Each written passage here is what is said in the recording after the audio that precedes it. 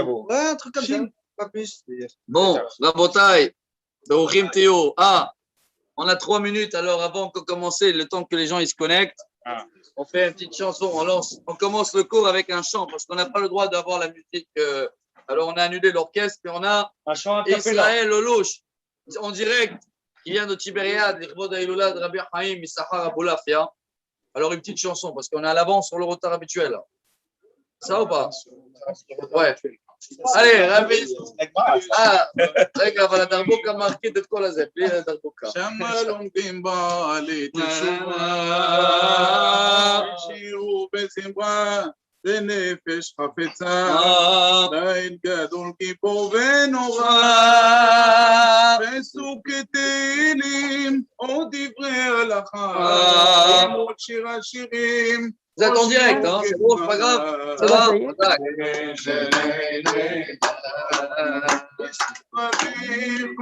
Ah, on peut changer pour la caméra.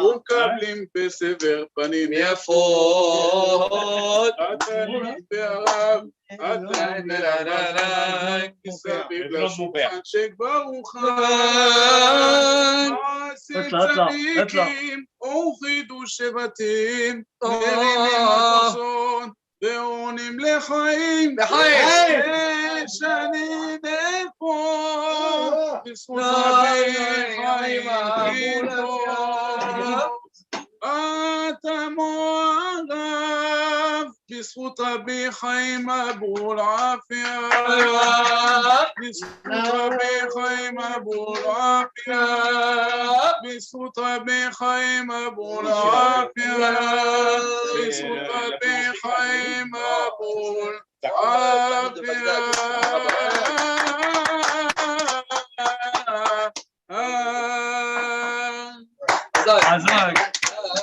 On a encore une minute avant parce que les Juifs qui sont en France, en Brésil, partout, ils passent des moments durs. Les pauvres, ils sont encore confinés. Ah, mais Benjamin. Alors, une petite chanson pour les remonter le moral, pour tous ceux-là qui ne peuvent pas se réunir encore, sont les masques. Alors, on pense à vous. Allez, une dernière chanson à Israël. Bon, Rabbi Benjamin. Ça va? On cherche en ce moment. Bravo, Rabbi. Ça vend du trop de cafard. Bravo, dans le direct. Il y a les fraudes, il y a Rob. Ça vend du trop de souris. Alors, une petite chanson que tout le monde connaît. C'est une chanson ashkénaze. Ouais. Pour. Non, El Galil, El Galil. Ah oui. Ashkenaz du Sud. Galil, El Galil, El Galil. ארץ הגליל, הגליל, אשרייך ארץ הגליל, למה נפשי נחלתי, אין גדולה צדיקים, אין קדושה תפנימי. En direct du cours de mardi. Voilà, Kavod. צדיקים, אין קדושה צדיקים. מגן צילי מלאכים, הם בתוכנו, מגן צנוננו, מגן בתוכנו, מגן צנוננו. Allez, כולם ביחד.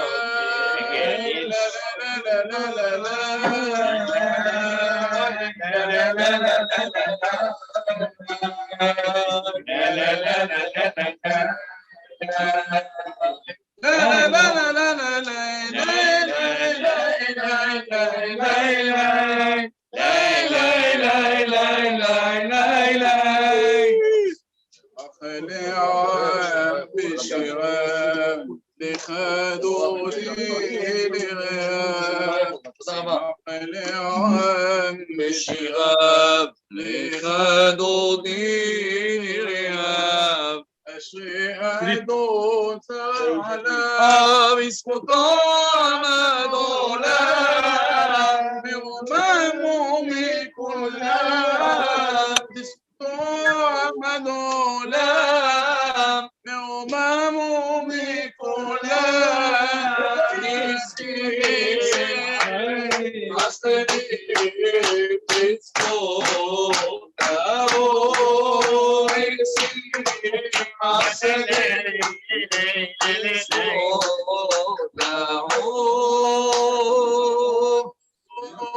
Ah, il n'y a que là. Rien que le goal. Aïwa. Qu'est-ce qu'il mange?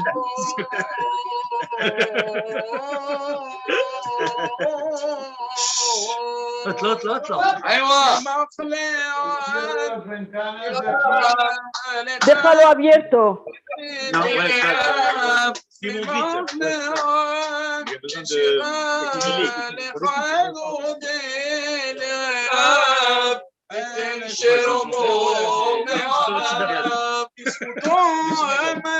Allez, la finition.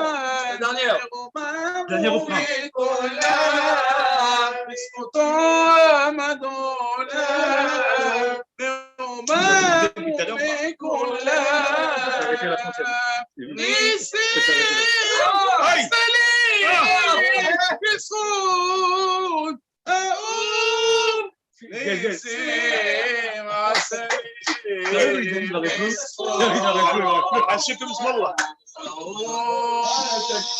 Il termine en beauté.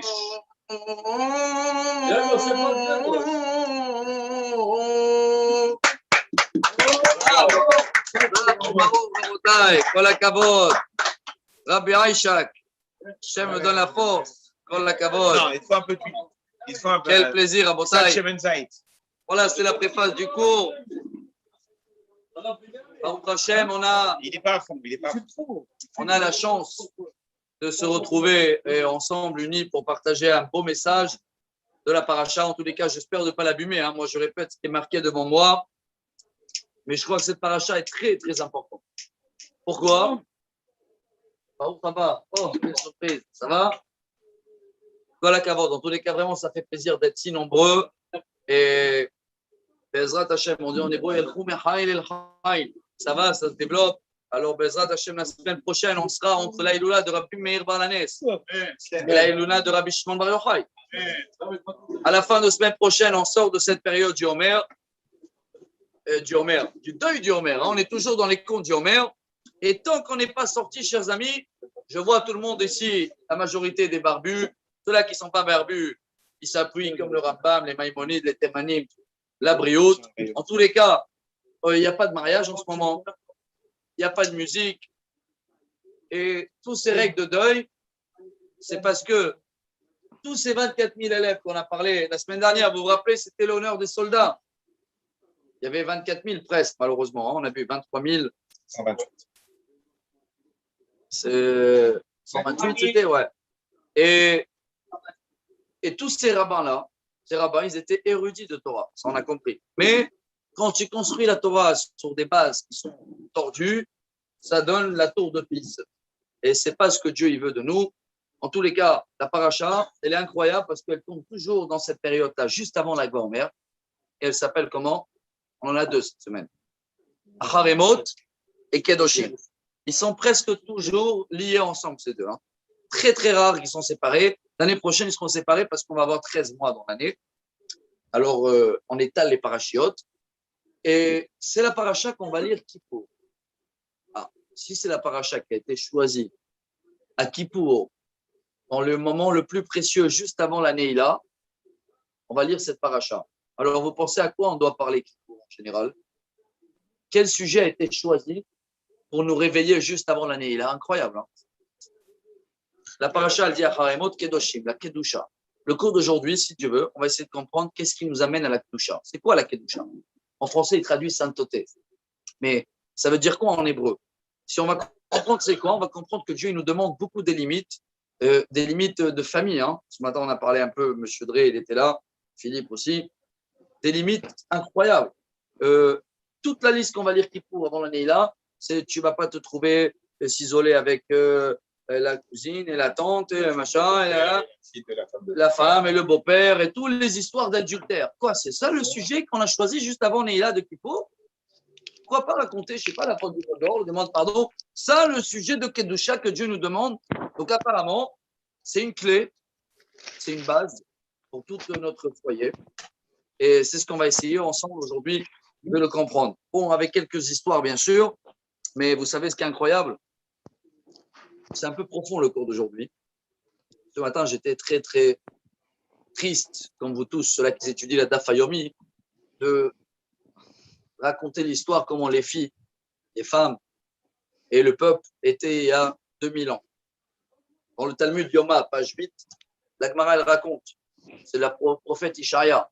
Pourquoi je dis avec tristesse? Ce matin, quand on a étudié Daf Yomi, pourquoi comme ça, ils étaient les filles avec des talons très hauts, la Gemara, elle raconte, et ils marchaient très doucement avec le cou élevé, ils mettaient du maquillage partout, et ce qui m'a choqué, ils mettaient du parfum dans les chaussures, dans les pieds, pour pouvoir donner des coups de pied à les hommes, et ça devient le serpent. Comme ça, c'est marqué.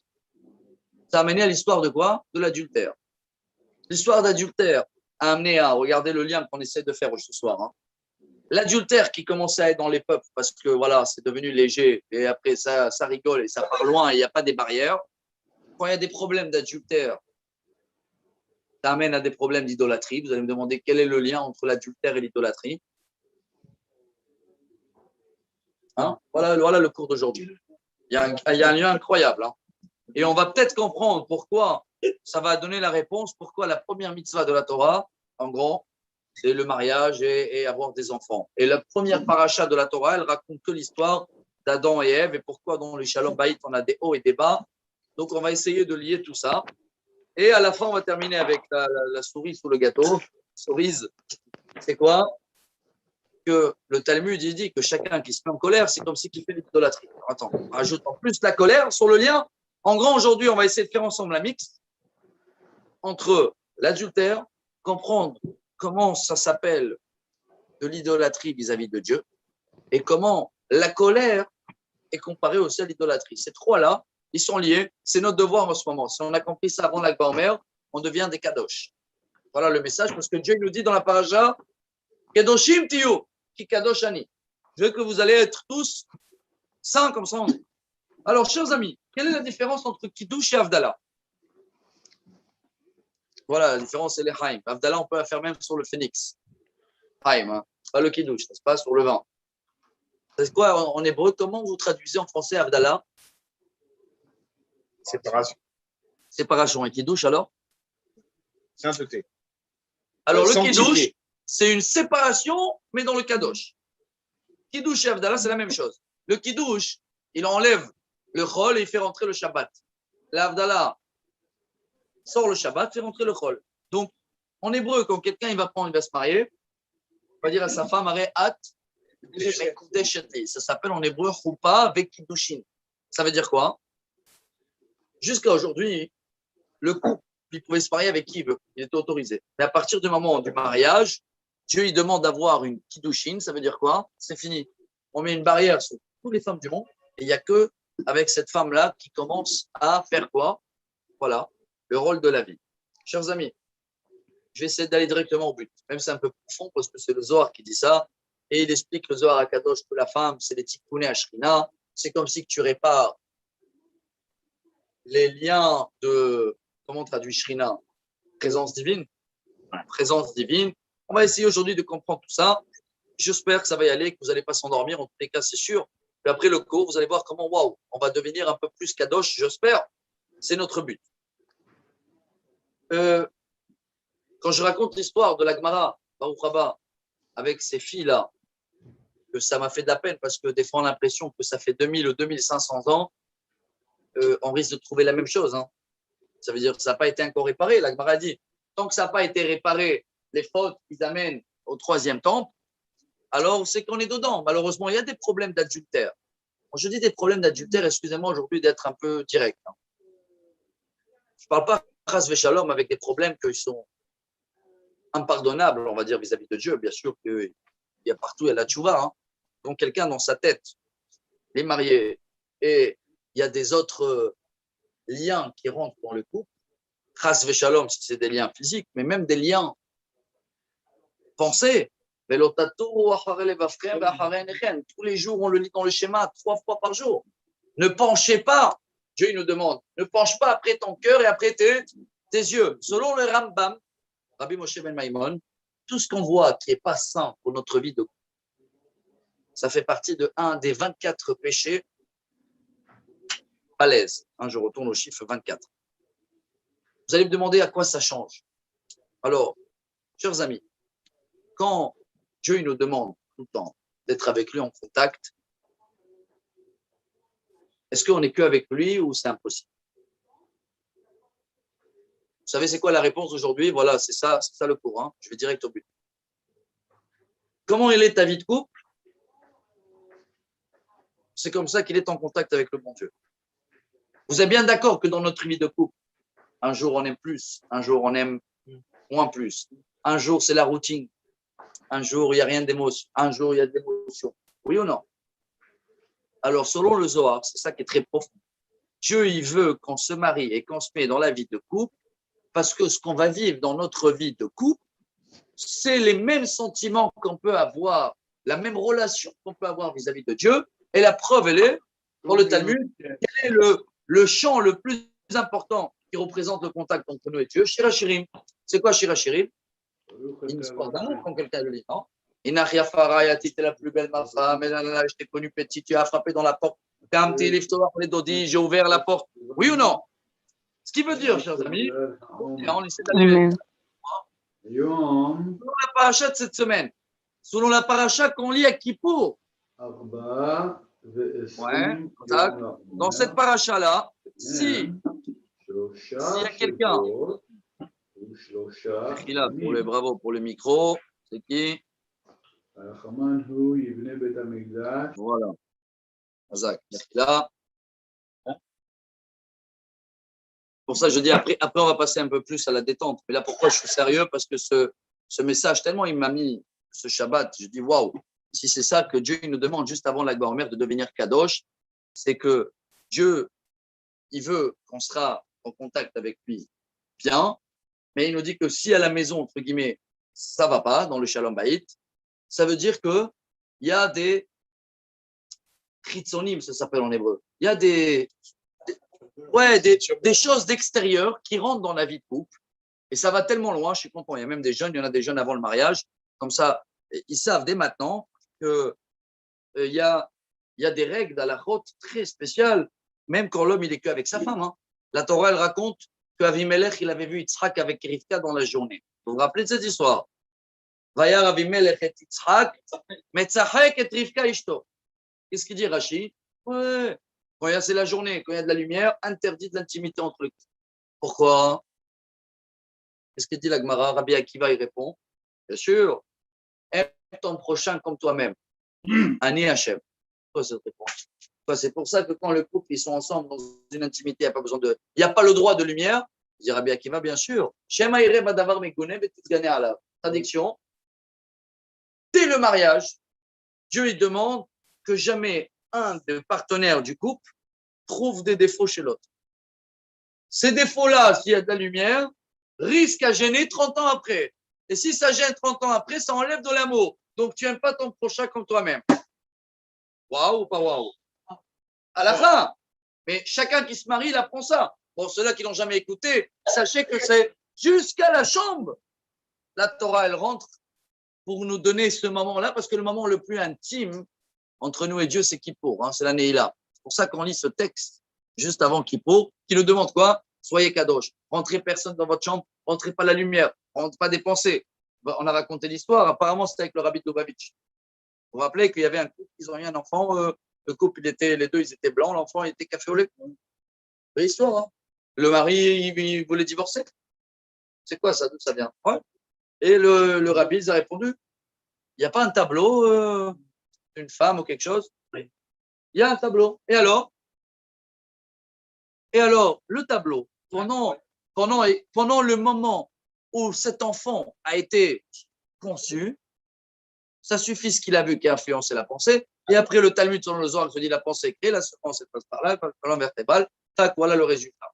Mais on le fait déjà parce que quelle est la différence entre un entrecôte cachère et un entrecôte non cachère? Si les deux, ils sont dans l'assiette, je ne vois pas de différence, n'est-ce pas? Vous allez manger, vous allez prendre le risque de manger non cachère. Ça va changer quoi dans le digestement? Rien, non? Alors pourquoi Dieu nous demande de manger cachère? C'est le même. Les mêmes, ils ont grandi ensemble. 2 moutons, ils sont nés des jumeaux. Un, il est sorti cachère et l'autre, il est taref. On va manger le taref? Non. ça va faire quoi? Dieu il nous demande, hein. Ah non, vous voulez être kadosh, il faut manger que le kasher. Donc, on a compris que ça peut influencer les pensées, ça peut faire. Et on a même compris il y a 2 semaines que même si on ne comprend rien, hein, fais-le parce que Dieu il demande, oui ou non? N'est-ce pas? Alors, chers amis, c'est quoi que Dieu nous demande derrière toute cette kedusha là? Voilà ce que je vais essayer de comprendre. Si le kiddush, en hébreu, c'est comme l'avdala, ça veut dire une séparation, Dieu il veut qu'on sépare notre pensée, comme maintenant dans le cours, c'est très dur. Hein. Je ne sais pas si vous arrivez à se concentrer dans le cours, ou vous pensez aux Ligue des Champions. Notre cours, il s'appelle la Ligue des Champions. J'ai une bonne nouvelle pour vous. Hein. La Ligue des Champions, apparemment, il y a une nouvelle concurrence maintenant. Il y a la Super League. Ils ont fait faillite. Grâce à Dieu. Non, pourquoi je suis content? Parce que le cours, il continue. On est toujours là. Et la Ligue des Champions, elle a fait faillite. Et non, pas fait faillite. Ils ont séparé. Voilà, bon, c'est une bonne nouvelle. C'est que nous, on garde notre rythme. Alors, chers amis, ce qui est important dans ces cours-là, on est là. On arrive à se concentrer ou on pense maintenant à la banque, au football? Alors, Dieu il nous demande dans cette paracha, écoutez bien. Et voilà le message qui arrive aujourd'hui. Vous allez avoir, si Dieu veut, 10 solutions que c'est marqué devant moi. Comment amener une kedusha à la maison? Et pour arriver à ces 10 solutions-là, chers amis, aujourd'hui, c'est du tachles. Hein. C'est pour ça que je dis chacun qu'il a le cours après enregistré. On va sortir ensemble avec 10 solutions comment amener la kedusha à la maison. Mais pour arriver à ces 10-là, il faut comprendre qu'est-ce qui va gâcher la kedusha. La kedusha, donc, c'est tout ce qui est séparation. Je purifie ma pensée, si vous voulez, en mangeant cachère et en éteignant de la lumière dans la chambre. Donc, dans l'intimité, il y a des règles comment il faut devenir séparé, kadosh. Et dans le manger, il y a des règles comment devenir kadosh.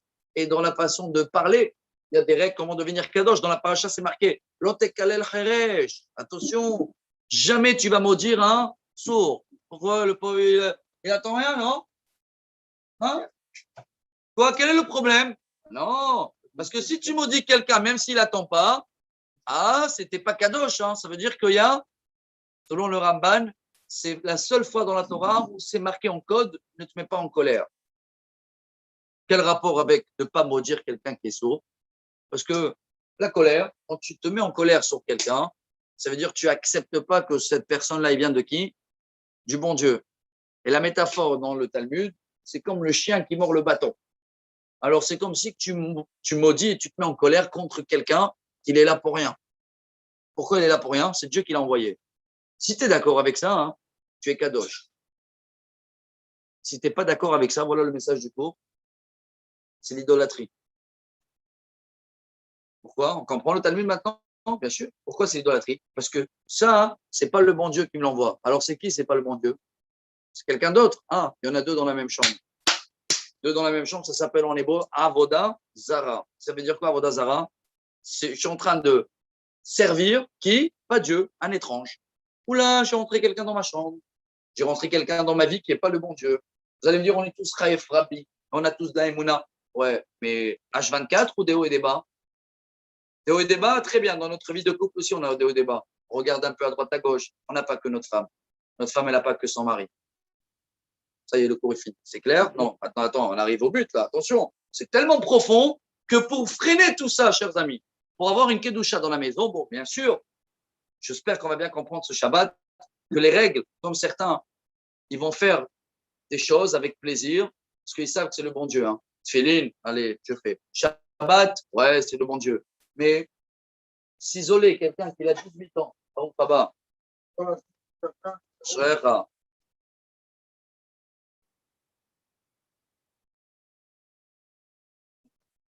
Shrecha. Chaim. C'est à toi ou moi ça? On continue. Donc, chers amis, j'ai oublié où j'étais, tellement c'est profond, j'étais peur de me noyer. C'est pour ça que j'ai amené les nageoires aujourd'hui. Oui. Alors, dites-moi, selon la halakha, la même Torah qu'elle nous demande de faire Pessah, qu'on a bien fait, et de faire Rosh Hashanah et Kippour, vous savez que la même Torah, elle nous demande que quelqu'un qui a 18 ans, il peut rester seul dans une pièce avec une femme de 119 ans? Non. Non. Oui. Normalement, non. Mais c'est interdit. Dans la halakha, ça s'appelle Ihoud. Ihoud, si ce n'est pas sa femme, si ce n'est pas sa grand-mère, si ce n'est pas sa fille, même 2 minutes, on ne peut pas se trouver dans un endroit isolé ou dans une pièce fermée ou dans un endroit sombre avec une femme, même si la personne est célibataire. Vous êtes d'accord ou pas? Ouvrez la porte. Mais est-ce qu'on est sérieux avec ces règles-là ou non? Shabbat et tout, ça vient du bon Dieu. Ça va, elle a 119 ans. On peut dire ça, non? Ça va. Mes chers amis, les seules limites que la Torah, elle met très strictes et qu'on les lit avant, c'est toutes les limites d'adultère. C'est pas pour rien. Parce que dans une génération, je pense que vous savez un peu ce qui se passe autour. Je dis, on est arrivé à Shem Mishmor, chers amis. À Shem Mishmor, je ne parle pas que dans les choses mauvaises, que infidélité, je crois que ça se dit en français, hein. Mais que ce sera même dans le côté mental, les pensées, avec la télé, avec Internet, avec les machins. À Shem Mishmor, les problèmes qu'on a dans Shalom Bayit, eh bien, chers amis, quelqu'un que avec sa femme, il ne s'attend pas, la femme, elle ne s'attend pas avec le mari. Comment tu peux qu'il s'attend avec le bon Dieu? Si Dieu, il veut la première chose, premier devoir qu'il nous a demandé dans la Torah, il a dit, tu veux m'aimer? Dieu il dit, tu veux m'aimer? Aime ta femme. Incroyable, hein, je fais le cours pour nous tous. Alors, maintenant, vous allez me dire, d'accord, j'aime, mais il y a des fois des choses qui m'énervent. Ben voilà. De ça, on arrive au concret du cours. Maintenant, tu me dis oui, mais ça veut dire quoi, quelque chose qui me met en colère, qui m'énerve? Ça veut dire que je ne suis pas d'accord avec elle. Avec elle. Alors, mais elle, ça vient du bon Dieu ou pas? Oui, parce qu'on s'est marié quand même, Kedat Moshe Israël, avec 2 témoins, sous un talit, avec la présence de Dieu. Donc, Dieu, il a approuvé, comme ça on dit, le mariage. Si quelqu'un ne veut pas intervenir Dieu dans son mariage, il va aller en Australie et il se marie avec je sais pas, voilà. Mais quand on se marie sur une choupa et on dit des phrases, Kedat Moshe Israël, et on va dire, Areat Mekudesh Etri, on utilise le mot Kadosh, qui est le nom de la paracha, ça veut dire qu'on accepte Dieu, je vais construire ma vie de famille et je vais essayer de faire en sorte qu'il n'y a rien d'étrange. Voilà, il n'y a rien d'étrange qui rentre, ni étrange physique, alors Hachem Ishmor, et ni bien sûr des étranges dans les idées ou dans les machins. Donc je vais me préserver. Mes chers amis, excusez-moi de vous le dire, hein, je me rappelle, il y a quelques dizaines ou plus des années, quand on a commencé à grandir, après la bar mitzvah, les tatas et tout, voilà, ils ont l'habitude d'embrasser, mais et comment tu vas leur expliquer? C'est gênant, tu es le petit tonton, le petit neveu, le petit machin. Mais quand tu lis le Shulchan Aruch, le Rambam ou la paracha de cette semaine, ah non, il n'y a pas un neveu VIP, hein. Il n'y a pas tonton, il n'y a pas tata. C'est-à-dire ça va. Ça commence par tonton tata et ça se termine par une mode que je vous dis la vérité. J'espère que Ahare Mot Kedoshim, je traduis, après la mort de ces 6000 juifs en Israël ou des 3 millions morts dans le monde du Covid, j'espère qu'on va, excusez-moi de dire, profiter de cette distance qu'on n'embrasse plus et on ne se fait plus des câlins et à peine on se fait des coups de poing entre nous les hommes maintenant, et comme ça pour dire bonjour. C'est maintenant le moment, je suis clair, hein, je vais d'arrêter avec toutes ces habitudes-là d'embrasser qui que ce soit. Parce que selon Dieu, tu embrasses, tu sens le parfum, et ça commence à parler, et hop, qu'est-ce qui est rentré dans ton couple? L'étranger. Ça s'appelle comment vis-à-vis de Dieu? Idolâtrie. Pourquoi? Idolâtrie, c'est quoi? Un étrange qui rentre au milieu de ton contact entre toi et le bon Dieu. Alors, est-ce qu'on a compris? Pour ça, je dis, c'est un peu profond, excusez-moi, c'est un peu dur, parce que je parle pour nous tous. Il faut essayer d'être, je ne sais pas, délicat ou diplomate ou pas. Il faut essayer à partir d'aujourd'hui de devenir kadosh. Parce que je vous dis la vérité, hein. Je le pense sincèrement et je le dis triste. On a passé une année très, très dure. En Israël, Baruch Hashem, voilà, c'est le premier cours, on n'a pas de masque. On est dehors depuis une semaine, Baruch Hashem, on respire. Mais si on ne comprend pas le message de Haremot, de devenir kadosh, si on ne comprend pas que c'est quoi après la mort, Haremot, après la mort, il y a eu un événement terrible dans le monde. Le monde peut-être était impur. Et maintenant, Dieu nous demande quoi? De devenir kadosh. Je vous dis la vérité. Hein. Si on ne va pas devenir kadosh, si tout reprend comme avant, et tout ce qui est interdit, tout ce qui ne rentre pas dans les règles, eh bien, chers amis, je ne sais pas quoi vous dire, il n'y a pas un masque, le remet tout de suite. Hein. On ne sait pas qu'est-ce qui peut arriver, mais on sait ce que Dieu nous demande. Dieu nous demande tout de suite après la mort des enfants de Aaron, Vaïdaber Hashem el Moshe Aparemot Shene Ben Aaron, qu'est-ce qu'il nous demande Dieu après la mort? Il faut prendre un message C'est quoi le message que Dieu nous demande après la mort? Veitem kedoshim ki kadosh ani. Dieu nous demande d'être des kadosh. Et maintenant, on a compris c'est quoi kadosh? Oui, de commencer à mettre des barrières et de séparer tout ce qui est étrange. Ça s'appelle devenir kadosh. Ce qui, ouais, amen, c'est dur à le faire, mais il faut commencer à le faire. Maintenant, ce qui casse un peu la kdusha, chers amis. Et voilà, je passe en concret. Qu'est-ce qui casse la kdusha? Eh bien, dit la Gemara, kol hakores ki lo oved avodah zara. Chacun qui se met en colère, c'est comme si vis-à-vis de Dieu, qu'il a mis Dieu de côté. Ouh là là!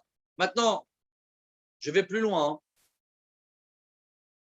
Dans le cours, je ne sais pas si j'arrive à m'exprimer, mais j'espère que j'ai compris que si ça ne va pas dans le couple, forcément, ça ne va pas tellement avec le bon Dieu, mais c'est aussi l'inverse.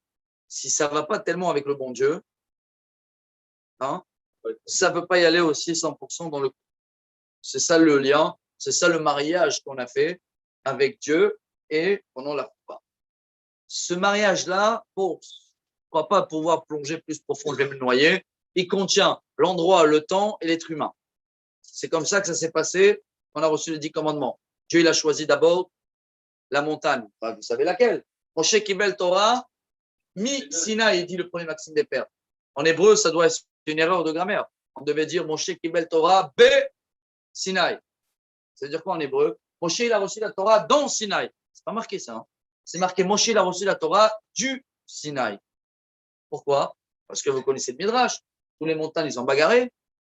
Hermon, Tavo, Tata, comme il dit le roi David dans les Télim, chacun il voulait, moi le plus beau, moi j'ai la belle vue, moi je suis vert, moi je suis gentil, moi je suis blanc à la neige. Et le seul qui a modeste, Dieu il a choisi. Alors il a choisi l'endroit. Dieu il a choisi le temps. Vous savez quel jour on a reçu la Torah? Shabbat. Comptez 49 jours depuis la sortie d'Égypte. Vous calculez, c'était un mercredi, vous arrivez à Shabbat. Et Dieu aussi il a demandé une séparation de tout couple et d'intimité, 3 jours. Il a fait, Dieu a demandé 2, moi aussi il a rajouté 1, 3 jours de séparation. Donc, pour devenir kadosh, Dieu il nous demande de sanctifier ou de séparer, toujours de trouver le bon temps, d'accord, le bon endroit et sans les étrangers, la bonne personne. C'est pour ça que les jeunes couples aussi ils étudient qu'il y a des mitzvot dans la Torah qui concernent mitzvot ona, ça s'appelle. C'est quoi mitzvot ona?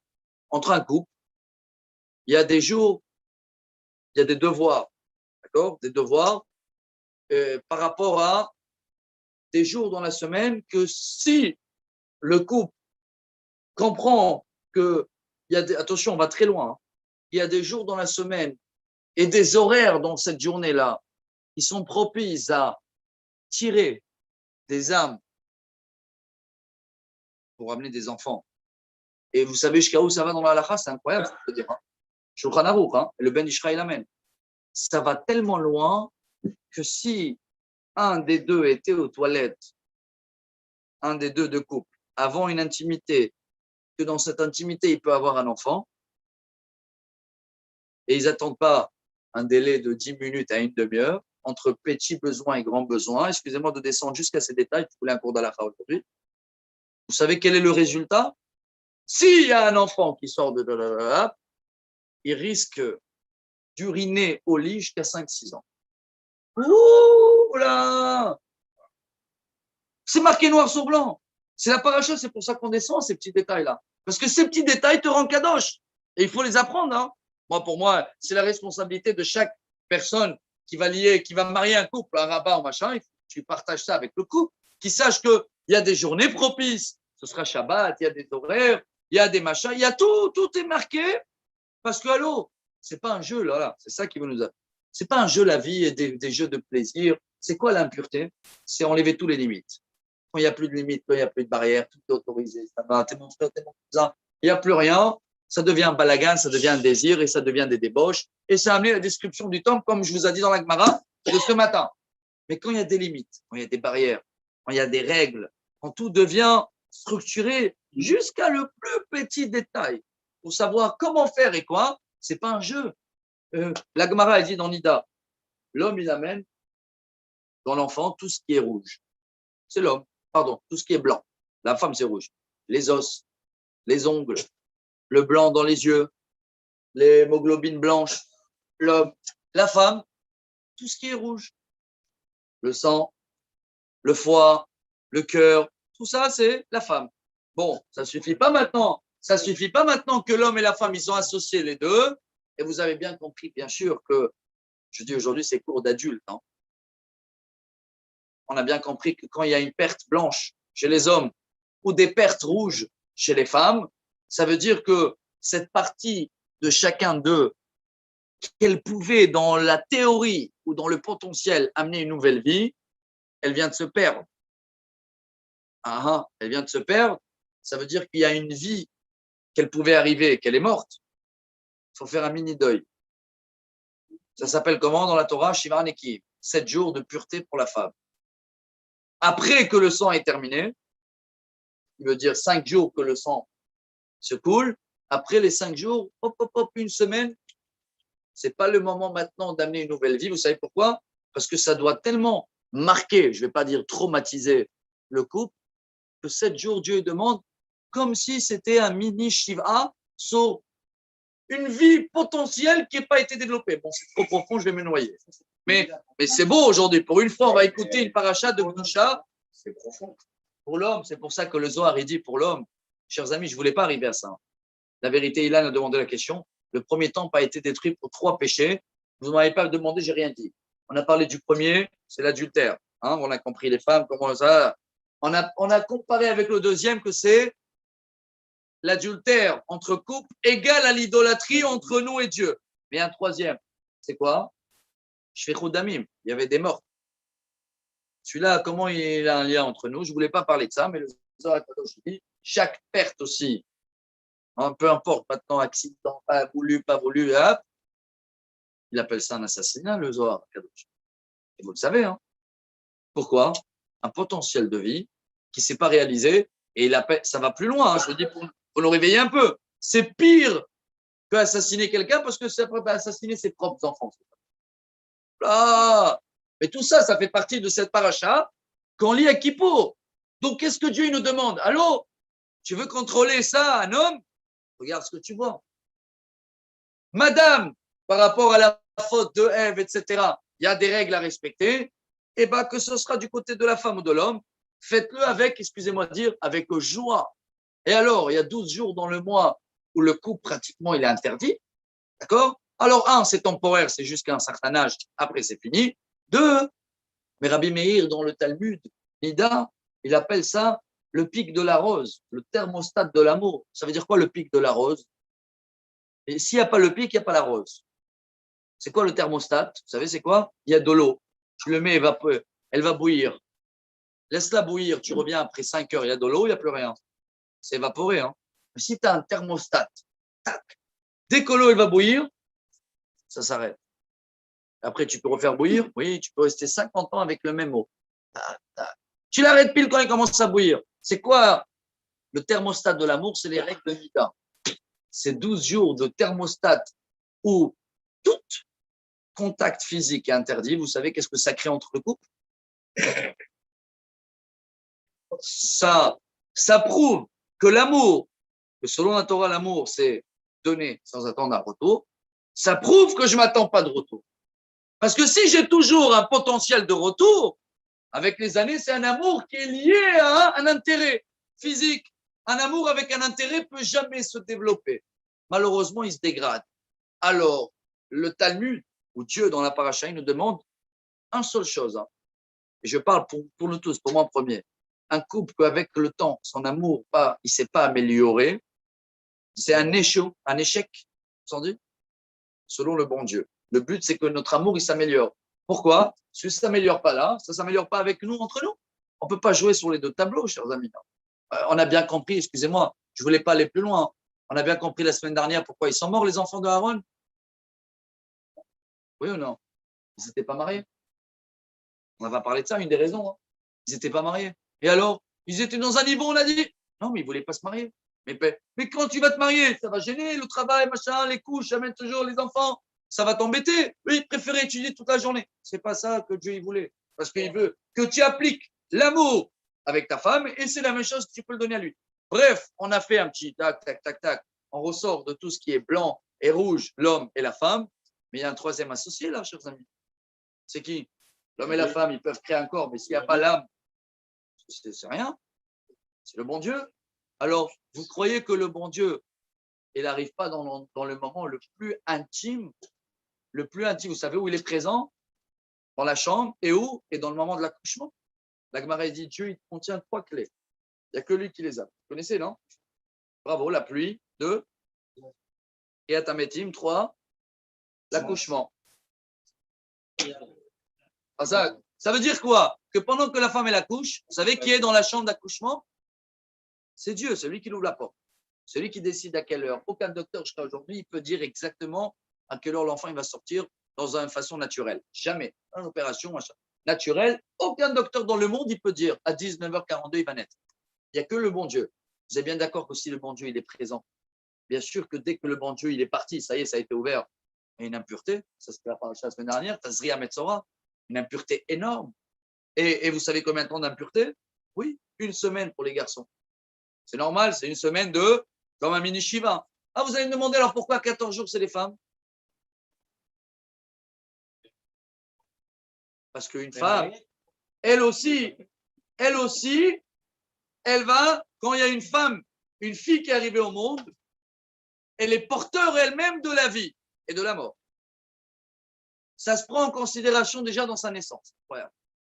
Tout ça, c'est pour nous amener à quoi, chers amis? À notre message, que Dieu, donc, il nous donne beaucoup de règles. J'espère que cette paracha-là, elle va nous motiver de, comment on peut le dire, de les appliquer. Pourquoi? C'est choquant tout ce qu'on a appris là. Alors, on a vu, il y a une nouvelle ligue là. Super League. Mais et vous savez où il commence tout maintenant, on redescend. On redescend terre à terre, on redescend les Haïm là. Voilà. Les vides, là. Il est en Il est en Coupe du Monde. Ouais. On est au Coupe du Monde. Il y a Mechila, je ne sais pas si ça a été compris parce que c'est vrai qu'aujourd'hui, ça peut y aller encore et encore, mais si Dieu veut, chaque fois dans les moments, on va le développer. Alors, quelle est la clé? La première, qu'elle va donner une ambiance déjà à la maison, une ambiance d'amour. Qu'elle va démarrer la Kedusha à la maison. Elle est incroyable, celle-là. Hein. C'est la clé la plus simple. C'est de ne pas se mettre en colère à la maison. On va le prouver. C'est le début, c'est le démarrage. C'est ça qui la met la Kedusha. On comprend maintenant, j'espère qu'on va comprendre avec les 10. Il y a ici un rabbin, il a trouvé 10 chemins. Voilà avec quoi on va terminer le cours. 10 solutions, comment se contrôler la première fois comme ça. Quand on ressort de là, attention, c'est très, très dur des gens qui se mettent en colère jamais. Je vous le dis entre nous. Hein. C'est vrai que tant que tout va bien, on passe avec le bon Dieu et tout, on est au top. C'est vrai qu'il y a des fois des questions, des choses qu'on ne comprend pas et on est un petit peu, je ne vais pas dire en colère, grâce à Shalom vis-à-vis de Dieu, mais on est non, il y a des moments dans notre vie où on ne se comprend pas, oui ou non? Maintenant qu'on l'a compris dans ce cours, peut-être profond, que comme il y a des moments qu'on ne se comprend pas dans la vie de couple, alors c'est normal qu'on ne se comprend pas avec Dieu, alors on comprend que si on se met beaucoup en colère aussi à la maison, forcément dans notre émouna, hein, dans notre croyance, on a aussi des remontées. Hein. Si j'arrive à calmer mes remontées à la maison, ouais, non, aujourd'hui c'est un cours, c'est très, très profond. Non, j'essaye de préparer aujourd'hui, il n'était pas dans ma tête comme il faut. Je ne sais pas si le Phoenix, il a mis le balagan ou il a mis Reste toujours comme ça.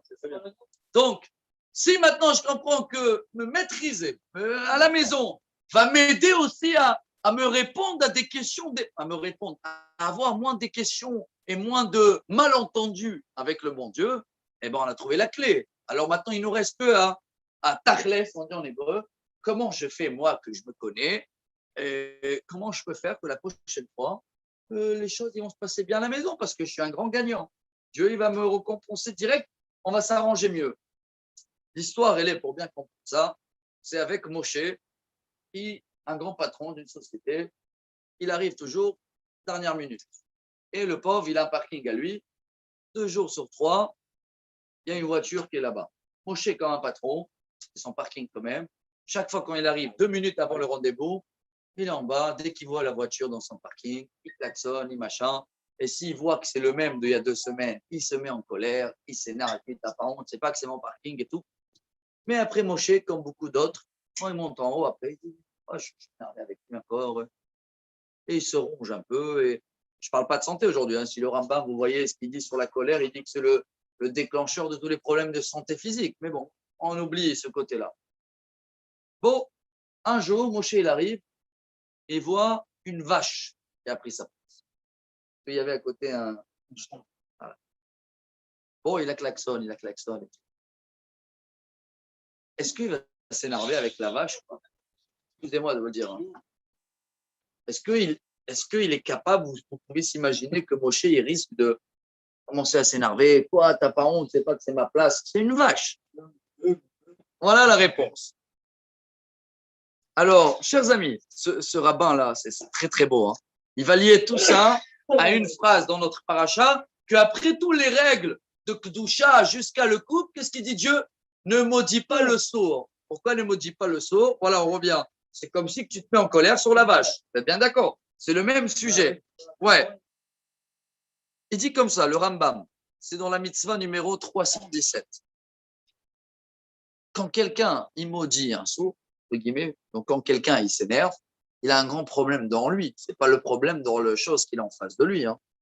Il n'arrive pas à se maîtriser lui-même. Vous êtes bien d'accord? Hein. Même la Torah, elle nous raconte 2 fois avec Moshe Rabbeinu. La Torah, elle te dit que Moshe Rabbeinu a frappé le rocher à la place du parler parce qu'il a dit Shimona Amorim. Il dit Rashi, waouh. Il s'est énervé et il n'a pas fait ce que Dieu lui a demandé. C'est la Torah qui raconte ça. Sur Moshe Rabbeinu. Qui est ici capable de dire non, moi ça va, je maîtrise ma colère, ou moi je suis un potif, moi je mets à l'eau. Si la Torah, on raconte ça sur Moshe Rabbeinu. 1, ça nous concerne tous. 2, on est obligé d'avoir les clés. Parce qu'il y a une clé connue, c'est amené dans le Sefer Hasidim, c'est le nom de roi Salomon. Il te dit, attends, avant de se mettre en colère, attends un petit peu, compte jusqu'à 100, respire, 1, 2, 3, 4. Bon, ça peut aider chez certaines personnes. Chez des autres, ça peut être pire. Vous savez pourquoi? S'il aurait réagi tout de suite, il aurait été encore gentil. Mais s'il a compté jusqu'à 100, il risque d'éclater toute la maison. Il a le temps de préparer le plan, vous voyez? Alors, comment on peut maîtriser ce qui nous concerne, nous tous? Ici, il amène cette question, il dit comment on peut contrôler notre colère dans la clim chaud de notre cher pays saint? On est un pays chaud, hein? Razak. Ah, c'est vrai, il fait froid en France. Razak au barreau. Alors, voilà le finito du cours aujourd'hui, la finish. 10 conseils que ce livre-là, ce rabbin, il a amené de partout, de la Torah, du Talmud, de Chassidut. 10 outils de travail, 10 clés peut-être, chers amis, que chacun il va trouver son bonheur. Il y a de quoi manger, de quoi boire, pour, si Dieu veut, maîtriser notre colère. Et après, on a compris que s'il y a. Le premier, le Gaon de Vilna. Il dit, premier frein pour le colère, écoutez, chaque réponse elle est tellement belle. Je suis content qu'on va sortir avec du concret. Hein. C'est un cours à noter celui-là. Hein. Il dit, le Gaon de Vilna. Le roi Salomon, il dit dans Proverbe, Rechav nefesh yegare madod, poteach al Hashem yedushan. Quand quelqu'un il a un esprit large, ça veut dire quoi esprit large? Il dit le Gaon de Vilna, il est content dans ce qu'il a. Sa mère Bechelko. C'est le riche qu'on trouve. Ezorachir, qui est le riche, à sa mère Bechelko. Le Gaon de Vilna, il dit, ça veut dire quoi riche? Riche, quand tu es content de ce que tu as, automatiquement, tu contrôles ce que tu as. Et comme tu es content de ce que tu as, donc tu contrôles tout, automatiquement, tu te mets moins en colère. Le Gaon de Vilna, c'est très. Attention, hein, c'est un conseil très, très tachles. Hein. Ouais. Il dit que souvent, c'est pas la situation, c'est pas la personne en face qui nous met en colère. C'est notre situation à nous, il dit le Gaon de Vilna. Parce que ce matin, il s'est bagarré avec un tel, ou il a eu des mauvais résultats, ou il a pas le compte banque, ils l'ont appelé de la banque. Donc, en général, c'est la personne qui se met en colère. C'est pas l'objet qui est en face de moi. D'accord? Alors, le Gaon de Vilna, il dit, première chose, si toi, tu veux mettre en colère, apprends déjà à être content de ce que tu as. Deuxième solution. Je vais dire aussi en hébreu, il nous reste 20%. Hein. Et combien de minutes là? Il nous reste. Ouais, il nous reste 10 minutes maximum. Alors, on est dans le numéro 2. 2, il appelle ça en hébreu. Il y a une différence entre mal, peine et colère. Quand quelqu'un il a de la peine, il a quelque chose, il a un souci, vite décharge-toi. Décharge-toi. Avec un ami, Daga Belevish, pardon, ici, Réna a dit le roi Salomon, mais décharge-toi. Pourquoi?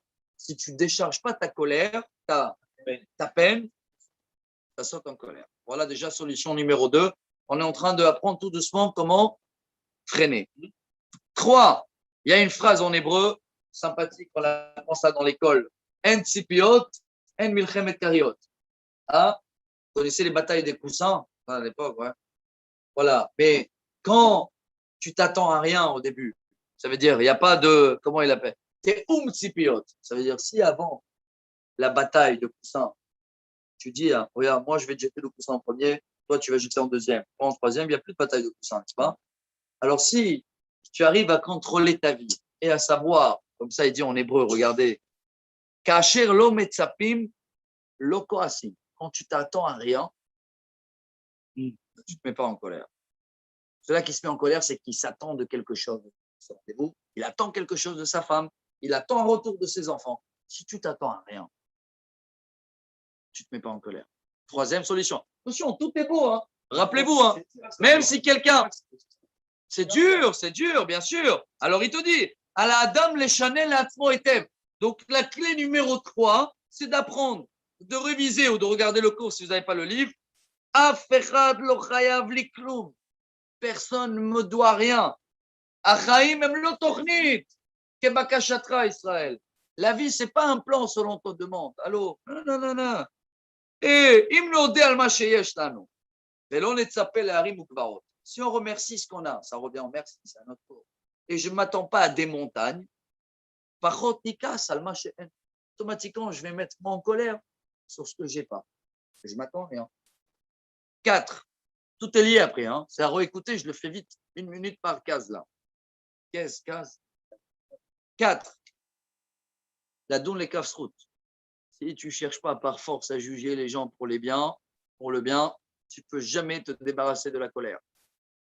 On est bien d'accord. On sait très bien que si la personne qui se met en colère, je comprends plus tard, oui, mais le pauvre, il vient de se faire opérer, il a des problèmes, il est bloqué, il est là, il a grandi seul, il est orphelin. Il est combien de fois, si on connaissait l'histoire de la personne avant, on n'aurait été jamais en colère, non?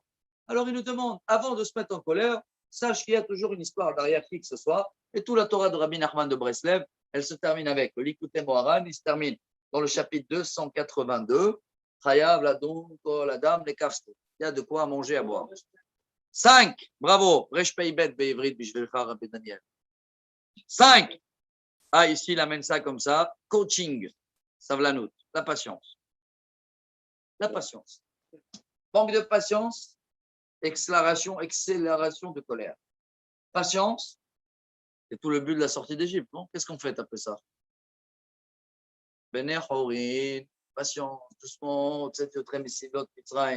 doucement, c'est pour ça qu'il nous demande de manger des galets qui ont été faits très très vite, non? Tout était revient. Et pourquoi le Hametz, il est comparé à quoi? À l'orgueil. Et l'orgueil, c'est quoi? La colère. Si vous regardez après un peu le cours, si vous imaginez, tout est lié. Hein? Et l'orgueil est comparé à quoi? L'idolâtrie. Et l'idolâtrie, c'est l'adultère. Tout est lié. Et dans le cours d'aujourd'hui, on comprend pourquoi les temples ont été détruits. Et on comprend ce qu'on doit réparer pour devenir kadosh. Et dans ce cas-là, la semaine prochaine, déjà demain, on peut se raser, ma chère, il est là. Attention, hein, si on n'a pas réparé, on ne peut pas se raser encore. Hein. Alors, coaching, c'est quoi coaching? Il faut prendre un entraîneur. Quand je dis un entraîneur, il faut apprendre la patience par cœur. Savlanout, c'est quoi en hébreu? Sevel au mashmaout. Savlanout, c'est souffrir. Hein. Sevel, isbol, c'est un souffre. Plus tu apprends la patience, moins tu te rends en colère. 6. On a passé 5, il faut encore aller Chaim. 5, 6. Dibur beroga. Il y a une phrase en hébreu. She'ata tzorek, ata lo tzodek. Hein, Rabbi Daniel? Quand tu cries, tu n'as pas raison. On va l'apprendre dans les maximes des pères. Divrei chachamim, benachat tishmaim. Un sage. Non. Je ne connais pas un qui crie et qui ne se met pas en colère, on va dire la vérité. Tu te mets en colère, tu cries. Donc, si tu t'entraînes dans la journée à parler, benachat, beroga, beroga, même quand tu dois faire des reproches à tes enfants, c'est comme ça l'entraînement, il est à la maison. Si avec les enfants, qu'est-ce que tu as fait, ça va pas? Si avec les enfants, tu arrives, moi, chérie, regarde ce que tu as fait, c'est pas bien. Automatiquement, non, tu commences à t'entraîner. Attention, je le dis, je n'arrive pas à le faire toujours. Hein. J'essaye. Hein. Non, mais. Non, attention. Je dis à moi-même le cours. On va essayer de s'entraîner. J'ai donné un exemple, mais c'est vrai que même les reproches dans ce cas-là, dans tout, les reproches, quand quelqu'un, tu viens, tu le bombardes avec un pistolet et tout, le pauvre, il est knock-out. Mais quand tu sais faire les reproches, ça c'est un autre cours après, c'est un autre cours, c'est toute une vie. Tac, tac, tac, ça peut passer. Hein. Quelle histoire dans la Gemara. Shabbat, c'est des pages 30, 33, 32. Avec Hillel Azaken, vous vous rappelez comment ils ont fait un pari, ils sont 412. Un, il a dit, Hillel, il s'énerve jamais, je vais l'énerver. Veille de Shabbat, vous connaissez l'histoire. Hein.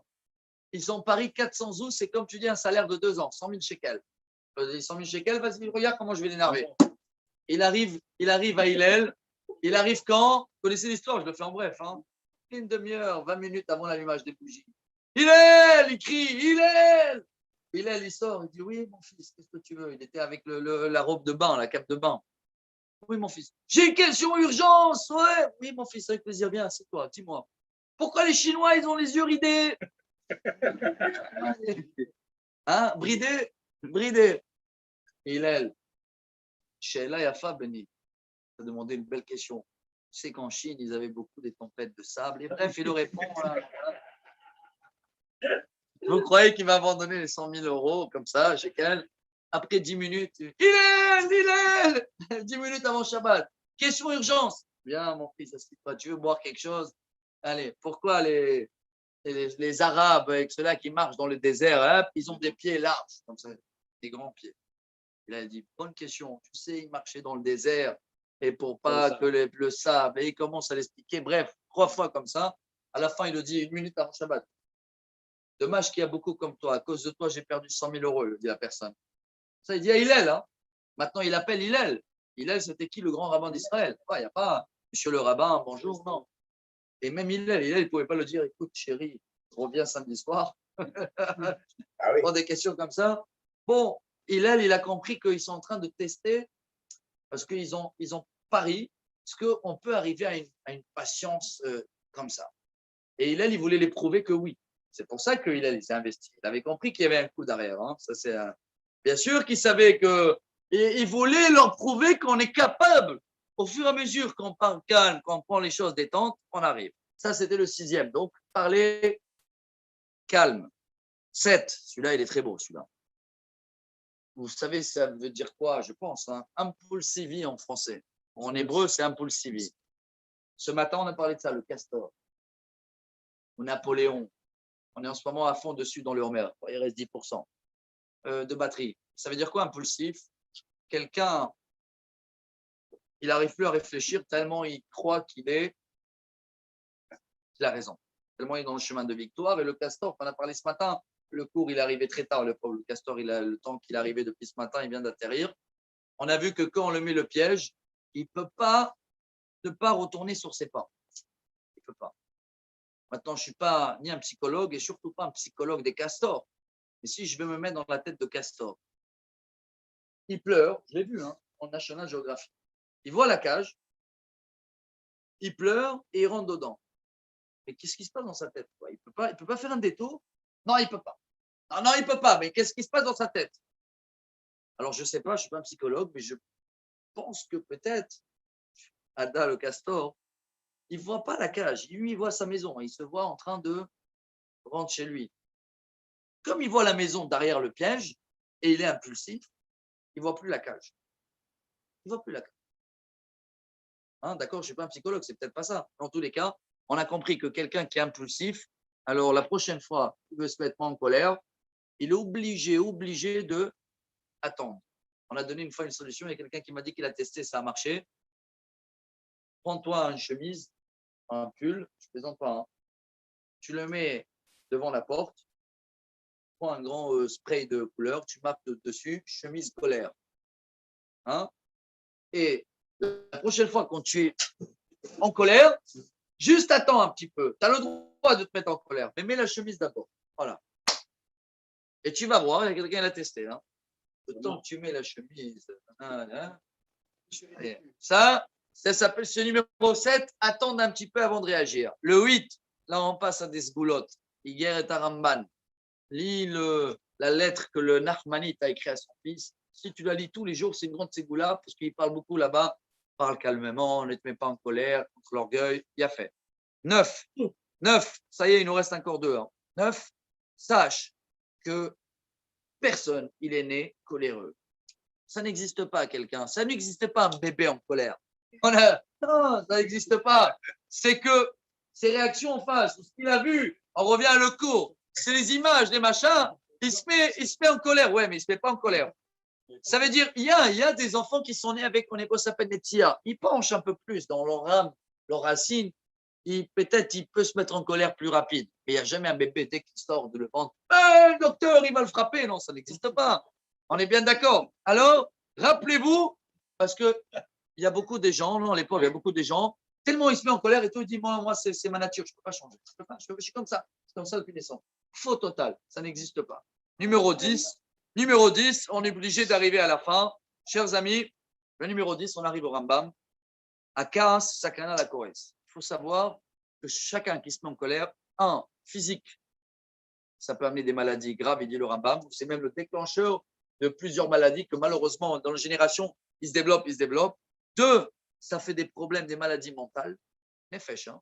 Le problème là, il n'est pas. Et après, il se met en colère, et après, il a honte, et après, il s'en veut, et après, il se remet en colère, et après, il ne se contrôle plus. Et après, ça fait des problèmes et des blocages qui peuvent influencer beaucoup de choses. Et le 3e, qui finit tout le cours, chers amis, c'est quoi? C'est l'idolâtrie. C'est que Dieu, il n'est pas là. C'est Dieu, j'ai effacé tout le cours, je l'ai oublié. Je vois que la personne en face. J'ai oublié que c'est un message de Dieu. Donc, si j'ai oublié que c'est un message de Dieu, c'est l'idolâtrie.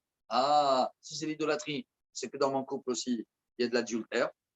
Je ne perds pas chas v'shalom physique, même de l'adultère spirituel ou machin. Et s'il y a de l'adultère et de l'idolâtrie et de la colère, eh ben, il n'y a pas de kedusha. Et s'il n'y a pas de kedusha, chers amis, et voilà, 5e élection en Israël, il n'y a pas de patron, parce que pourquoi pas de patron? C'est les représentants de peuple.